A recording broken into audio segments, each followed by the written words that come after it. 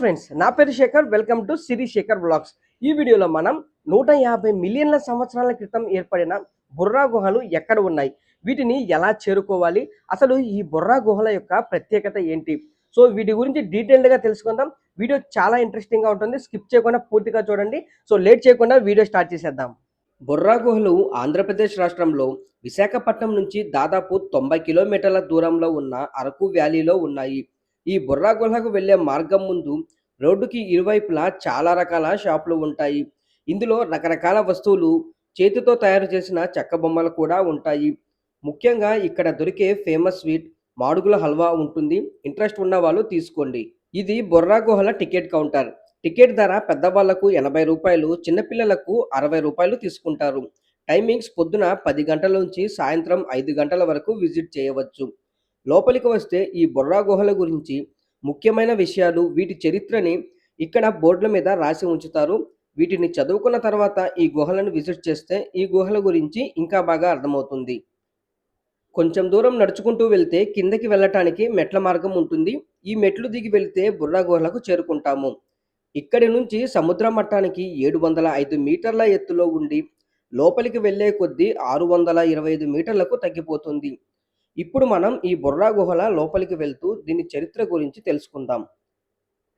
బొర్రా అంటే ఒడియాలో రంధ్రం అని అర్థం.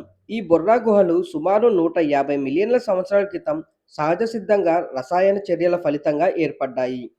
వీటిని మొదటిసారి బ్రిటిష్ భూ విజ్ఞాన శాస్త్రజ్ఞుడు శ్రీ విలియం కింగ్ 1807వ సంవత్సరంలో కనుగొన్నాడు.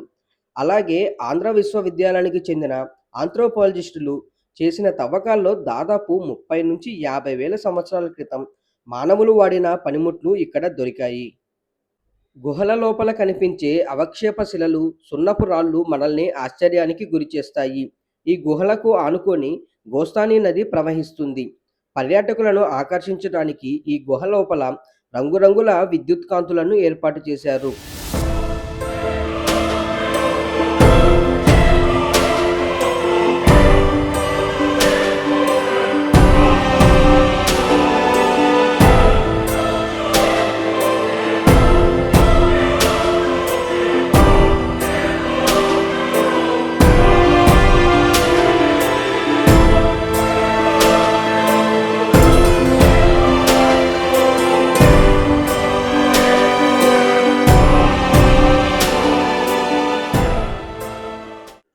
ఈ గుహ లోపల చిన్న గుడి కూడా ఉంటుంది. మనం ఇప్పుడు ఈ గుడిని సందర్శించుకొని వద్దాం. ఈ గుడికి చాలా చిన్న మార్గం ఉంటుంది. ఒకరు బయటికి వస్తేనే ఇంకొకరు లోపలికి వెళ్ళగలరు.